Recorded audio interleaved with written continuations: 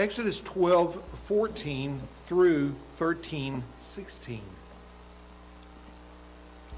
This day is to be a memorial for you, and you must celebrate it as a festival to the Lord. You are to celebrate it throughout your generations as a permanent statute. You must eat unleavened bread for 7 days. On the first day, you must remove yeast from your houses. Whoever eats what is leavened from the first day through the 7th day must be cut off from Israel. You are to hold a sacred assembly on the first day and another sacred assembly on the 7th. No work may be done on those days except for preparing what people need to eat. You may do only that. You are to observe the festival of unleavened bread because on this very day I brought your ranks out of the land of Egypt. You must observe this day throughout your generations as a permanent statute. You are to eat unleavened bread in the first month from the evening of the 14th day of the month until the evening of the 21st day. Yeast must not be found in your houses for 7 days. If anyone eats something leavened, that person, whether a foreign resident or native of the land, must be cut off from the community of Israel. Do not eat anything leavened. Eat unleavened bread in all your homes. Then Moses summoned all the elders of Israel and said to them, Go, select an animal from the flock according to your families, and slaughter the Passover lamb. Take a cluster of hyssop, dip it in the blood that is in the basin, and brush the lintel and the 2 doorposts with some of the blood in the basin. None of you may go out the door of his house until morning. When the Lord passes over or passes through to strike Egypt and sees the blood on the lintel and the 2 doorposts, he will pass over the door and not let the destroyer enter your houses to strike you. Keep this command permanently as a statute for you and your descendants. When you enter the land that the Lord will give you as he promised, you are to observe this ritual. When your children ask, What does this ritual mean to you? You are to reply, It is the Passover sacrifice to the Lord. For he passed over the houses of the Israelites in Egypt when he struck the Egyptians and spared our homes. So the people bowed down and worshipped. Then the Israelites went and did this. They did just as the Lord had commanded Moses and Aaron. Now at midnight the Lord struck every firstborn male in the land of Egypt, from the firstborn of Pharaoh who sat on his throne to the firstborn of the prisoner who was in the dungeon, and every firstborn of the livestock. During the night Pharaoh got up, he along with all his officials and all the Egyptians, and there was a loud wailing throughout Egypt, because there wasn't a house without someone dead. He summoned Moses and Aaron during the night and said, Get up, leave my people, both you and the Israelites, and go. Worship the Lord as you have asked. Take even your flocks and your herds as you asked, and leave, and this will also be a blessing to me. Now the Egyptians pressured the people in order to send them quickly out of the country, for they said, We're all going to die. So the people took their dough before it was leavened, and their kneading bowls wrapped up in their clothes on their shoulders. The Israelites acted on Moses' word and asked the Egyptians for silver and gold jewelry and for clothing. And the Lord gave the people such favor in the Egyptians' sight that they gave them what they requested. In this way, they plundered the Egyptians. The Israelites traveled from Ramses to Succoth, about 600,000 soldiers on foot beside their families. An ethnically diverse crowd also went up with them, along with a huge number of livestock, both flocks and herds. The people baked the dough they had brought out of Egypt into unleavened cake, or unleavened loaves, since it had no yeast.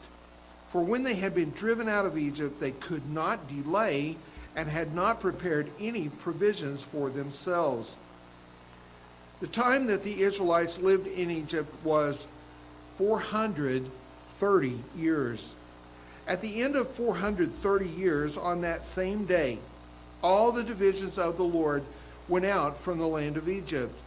It was a night of vigil in honor of the Lord, because he would bring them out of the land of Egypt.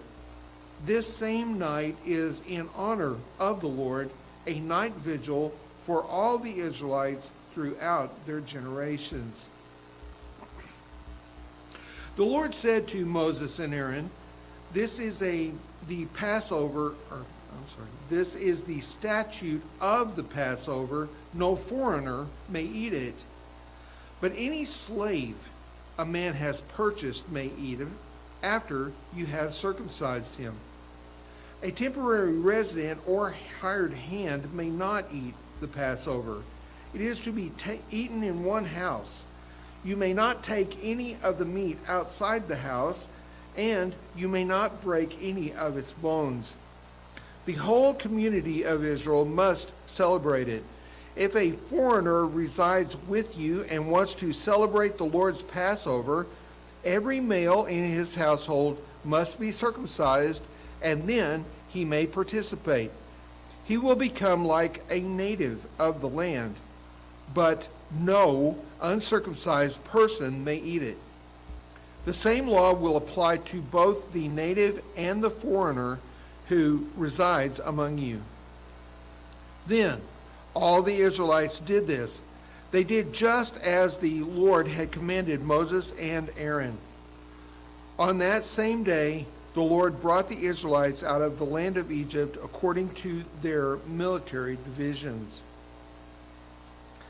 The Lord spoke to Moses, consecrate every firstborn male to me, the firstborn from every womb among the Israelites, both man and animal, it is mine. Then Moses said to the people, remember this day when you came out of Egypt, out of the place of slavery. For the Lord brought you out of here by the strength of his hand. Nothing leavened may be eaten. Today, in the month of Abib, you are leaving. When the Lord brings you into the land of the Canaanites, Hittites, Amorites, Hivites, and Jebusites, which he swore to your fathers that he would give you, a land flowing with milk and honey, you must carry out this ritual in this month. For 7 days you must eat unleavened bread, and on the seventh day there is to be a festival to the Lord. Unleavened bread is to be eaten for those 7 days. Nothing leavened may be found among you, and no yeast may be found among you in all your territory. On that day, explain to your son, this is because of what the Lord did for me when I came out of Egypt. Let it serve as a sign for you on your hand and as a reminder on your forehead, so that the law of the Lord may be in your mouth. For the Lord brought you out of Egypt with a strong hand. Keep this statute at its appointed time from year to year. When the Lord brings you into the land of the Canaanites, as he swore to you and your fathers, and gives it to you, you are to present to the Lord every firstborn male of the womb. All firstborn offspring of the livestock you own that are males will be the Lord's. You must redeem every firstborn of a donkey with a flock animal. If you do not redeem it, break its neck.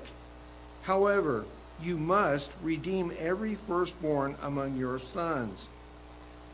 In the future, When your son asks you, 'What does this mean?'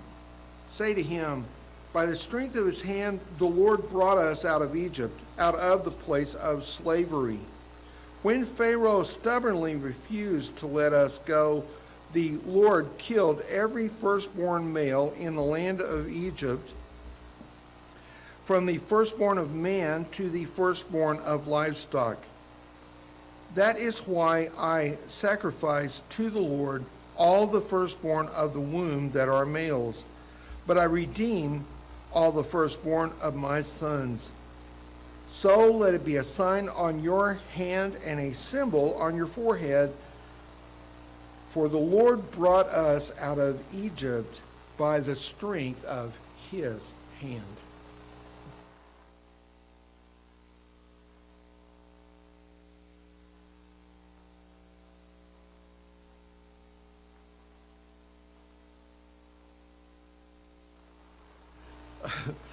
Matthew 20:29 through 21:22.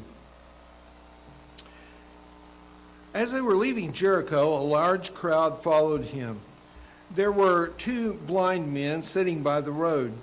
When they heard that Jesus was passing by, they cried out, "Lord, have mercy on us, Son of David." The crowd told them to keep quiet, but they cried out all the more, "Lord, have mercy on us, Son of David." Jesus stopped, called them, and said, "What do you want me to do for you?" "Lord," they said to him, "open our eyes." Moved with compassion, Jesus touched their eyes. Immediately they could see, and they followed him. When they approached Jerusalem and came to Bethphage at the Mount of Olives, Jesus then sent two disciples, telling them, "Go into the village ahead of you. At once you will find a donkey tied there and a colt with her. Untie them and bring them to me. If anyone says anything to you, you should say that the Lord needs them, and immediately he will send them." This took place so that what was spoken through the prophet might be fulfilled. "Tell daughter Zion, see, your king is coming to you, gentle and mounted on a donkey, even on a colt, the foal of a beast of burden." The disciples went and did just as Jesus directed them. They brought the donkey and the colt. Then they laid their robes on them, and he sat on them. A very large crowd spread their robes on the road. Others were cutting branches from the trees and spreading them on the road. Then the crowds who went ahead of him and those who followed kept shouting, "Hosanna to the Son of David! Blessed is he who comes in the name of the Lord! Hosanna in the highest heaven!" When he entered Jerusalem, the whole city was shaken, saying, "Who is this?" And the crowds kept saying, "This is the prophet Jesus from Nazareth in Galilee." Jesus went into the temple complex and drove out all those buying and selling in the temple. He overturned the money changers' tables and the chairs of those selling doves. And he said to them, "It is written, my house will be called a house of prayer, but you are making it a den of thieves." The blind and the lame came to him in the temple complex, and he healed them. When the chief priests and the scribes saw the wonders that he did, and the children in the temple complex cheering, "Hosanna to the Son of David," they were indignant and said to him, "Do you hear what these children are saying?" "Yes," Jesus told them. "Have you never read, 'You have prepared praise from the mouths of children and nursing infants'?" Then he left them, went out of the city to Bethany, and spent the night there. Early in the morning, as he was returning to the city, he was hungry. Seeing a lone fig tree by the road, he went up to it, and found nothing on it except leaves. And he said to it, "May no fruit ever come from you again." At once the fig tree withered. When the disciples saw it, they were amazed and said, "How did the fig tree wither so quickly?" Jesus answered them, "I assure you, if you have faith and do not doubt, you will not only do what was done to the fig tree, but even if you tell this mountain, 'Be lifted up and thrown into the sea,' it will be done. And if you believe, you will receive whatever you ask for in prayer."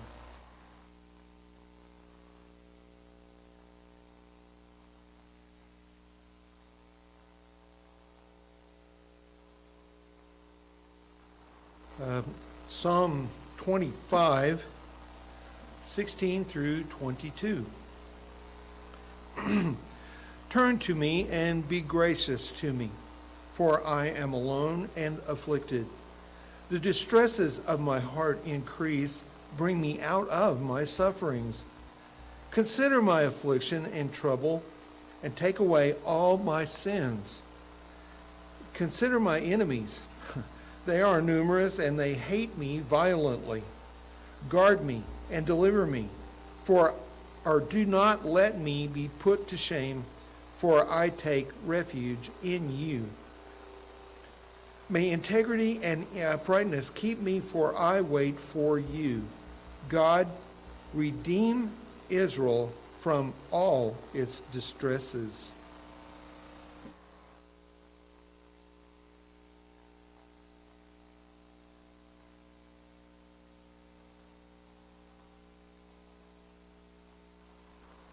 Proverbs 6, 12 through 15.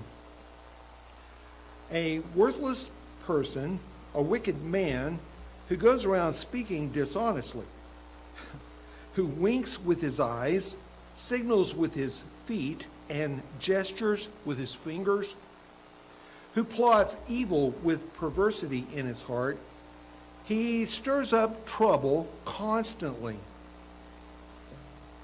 Therefore, calamity will strike him suddenly. He will be shattered instantly, beyond recovery.